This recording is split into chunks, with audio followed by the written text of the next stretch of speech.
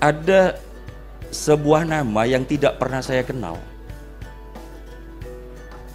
Dari, mohon maaf ya, pelosok.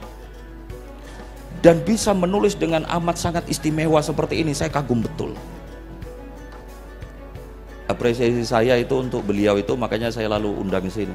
Saya minta tolong Kiai Faizi, Mbok itu kalau bisa ke Jogja lah akan saya undang untuk bicara tentang maulid gitu ya. Oke teman-teman ya, saya ingin mengatakan ini terakhir. Saya punya basabasi.co yang itu memberikan uang kepada karyamu yang dimuat. Oke, teman-teman IAA, saya tunggu karyamu di basabasi.co. Oke?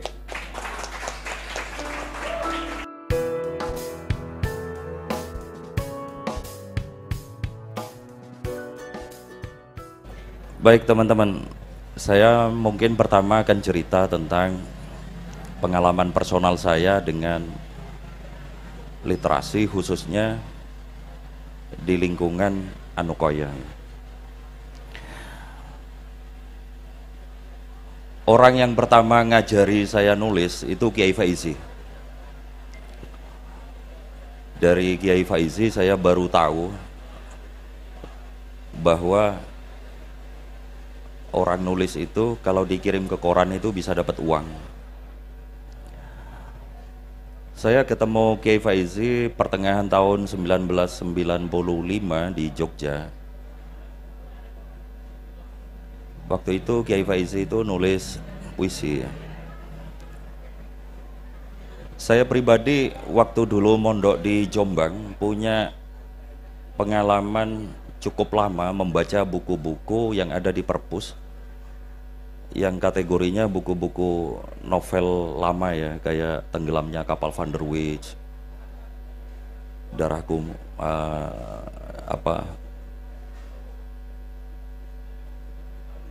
Ateis misal gitu ya, Robohnya Surau Kami dan sebagainya.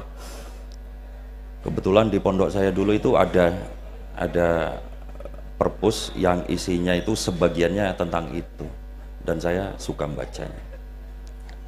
Tapi waktu itu saya membacanya ya sekedar baca aja karena bosan ngaji kitab terus gitu ya. Jadi sering saya sembunyiin di tengah kitab itu. Bukan ke orientasi well educated gitu ya, enggak. Baca aja. Ternyata ketika bertahun kemudian saya masuk Jogja ketemu Kiai Faizi dan beliau bercerita bahwa dengan menulis lalu dikirim ke koran itu bisa dapat uang, dan itu passion saya pertama dalam menulis ya jujur aja begitu emang. Dan yang seperti ini bukan hanya saya, banyak orang. Memori bacaan saya di masa lalu terhadap novel-novel lama itu lalu bagai bangkit, sehingga waktu itu pilihan saya untuk menulis itu adalah menulis cerpen. Saya pun nekat menulis cerpen dengan lugu, dengan ala kadarnya, dan ya butuh waktu lama untuk sampai dimuat. Banyak cerita-cerita lugu lah dalam proses itu. Saya pengen bicara ini yang ketiga.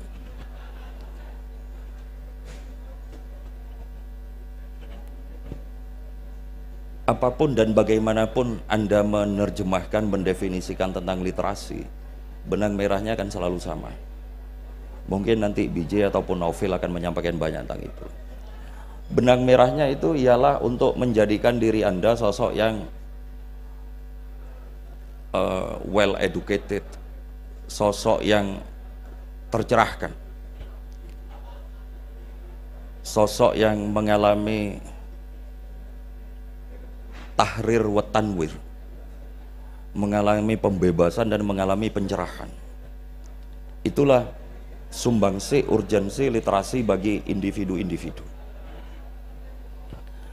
Anda bisa melihat sendiri, misal di sosial media ya, semua orang bisa menulis. Tapi antara orang yang well literate dengan yang tidak itu kelihatan betul. Antara orang yang punya hasanah bacaan dengan yang tidak itu kelihatan. Antara orang yang punya hasanah dialog, diskusi dengan yang tidak itu kelihatan. Dan seyogyanya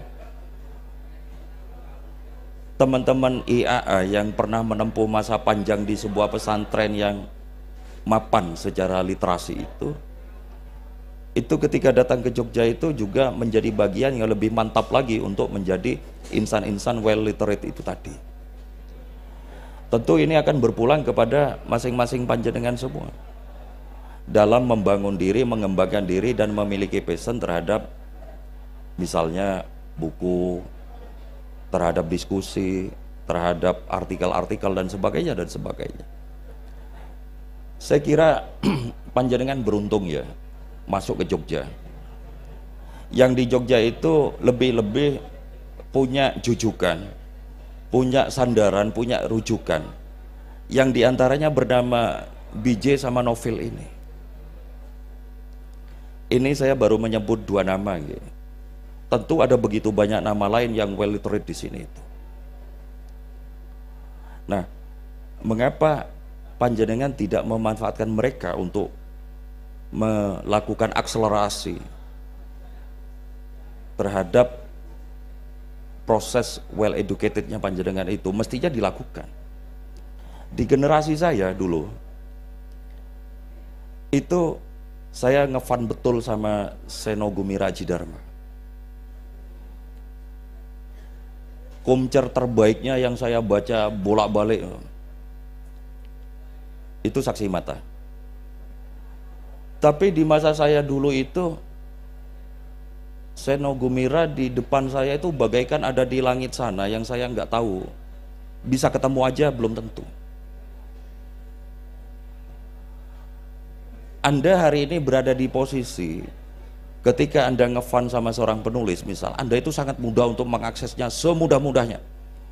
Bahkan kalau golongan orang nakal mau menghujat juga bisa, mau mengkritik juga bisa. Nah, ini mestinya menjadi privilege yang seyogyanya generasi hari ini seperti Anda ini mestinya lebih well educated daripada kami yang tidak punya infrastruktur seperti itu. Namun nampaknya ini mohon diposisikan sebagai muhasabah saja gitu. Namun nampaknya kalau melihat dari ukuran serapan buku misal yang notabene mengalami kemunduran dibanding generasi saya, nampaknya generasi hari ini memang berada di karakter sandwich atau karakter strawberry. Indah di luar tapi dalamnya rapuh. Mungkin anak-anak hari ini agak sulit untuk memahami hermeneutika misal, yang itu di generasi kami itu menjadi obrolan nyaris tiap hari. Pertanyaannya, Anda itu punya privilege besar. Kalau saya ngomong ini di tempat publik lain mungkin tidak relate, tapi ketika saya ngomong ini di depan Anda yang punya, yang Anda berasal dari sebuah rahim bernama Anukoya yang historinya panjang terhadap literasi, lalu Anda sekarang hari ini berada di Jogja, maka mestinya ini relate-nya sungguh signifikan. Mestinya sayang betul jika Anda di Jogja, mungkin Anda di Jogja 4 tahun, 5 tahun, 6 tahun lalu harus pulang. Anda tidak memanfaatkan Jogja dengan maksimal, betapa sayangnya. Anda tidak memanfaatkan BJ dengan maksimal, sayang betul. Tidak memanfaatkan Novel dengan maksimal, sayang betul. Saya itu tiap ketemu artikelnya Novel itu ya, begitu udah lihat namanya Novel itu deg-degan duluan bacanya, karena pasti bagus. Itu contoh ya, testimoni saya kepada alumni Anukoyah yang punya dedikasi tinggi kepada literasi. Ada satu nama lagi yang membuat saya terkejut, dan ini masih dari Anukoyah, pemberi pengantar di bukunya Nyai Makiyah itu. Siapa? Nyai siapa? Nyai Fadilah.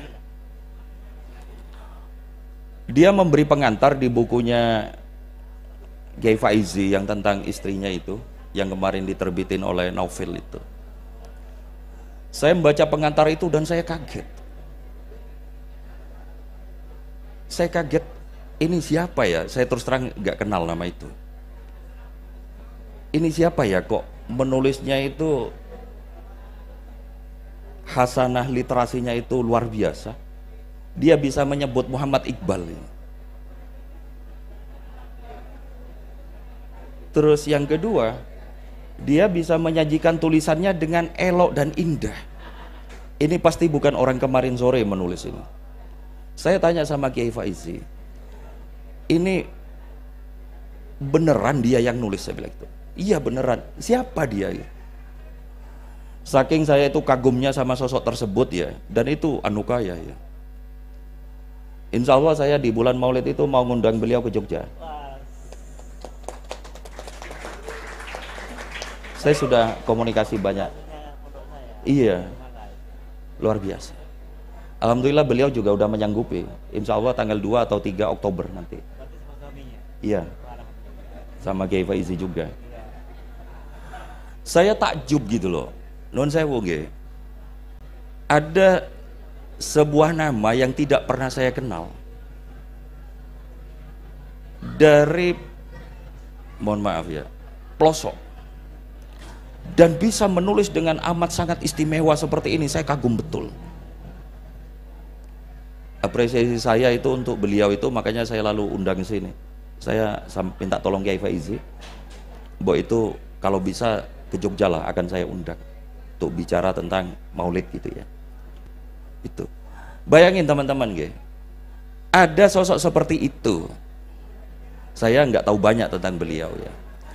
Lah kok panjenengan yang ada di Jogja itu kok tidak separuhnya belas itu. Sayang betul. Panjenengan di Jogja itu kok menetapkan di, kalau ketemu kata kerja dipisah apa digabung aja nggak bisa, itu mengenaskan. Maka teman-teman, privilege jenengan itu besar hari ini. Kalau Anda punya minat kepada dunia literasi ya, lalu siapa tokoh idolamu? Bukankah tokoh-tokoh yang kalian idolakan itu amat sering saya datangkan ke sini? Dan Anda kok nggak hadir itu loh. Sayang betul, sungguh sayang. Jenengan mungkin 4 tahun di Jogja, 5 tahun harus pulang. Dan Jogja nggak dimanfaatkan dengan maksimal ya. Pulang-pulang mungkin setahun 2 tahun udah gendong anak, nggak kemana-mana gitu. Kan sayang ya, sayang.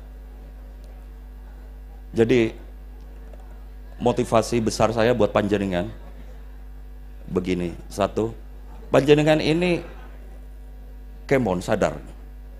Yang pertama, panjenengan lahir dari rahim An-Nuqayyah yang luar biasa. Itu privilege.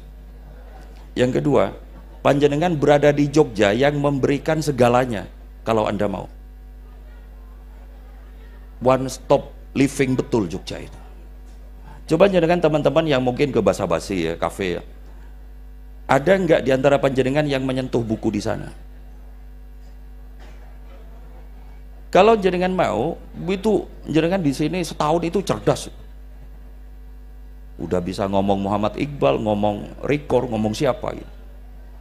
Sehingga ketika panjenengan pulang di suatu masa, entah jadi apapun nanti kan terserah lah ya, itu lalu well educated, well literate, dan memberi manfaat seluas-luasnya kepada lingkungan minimalnya. Yang ketiga, panjenengan berada di masa yang mestinya memberikan stimulus besar untuk menumpahkan ekspresi-ekspresinya.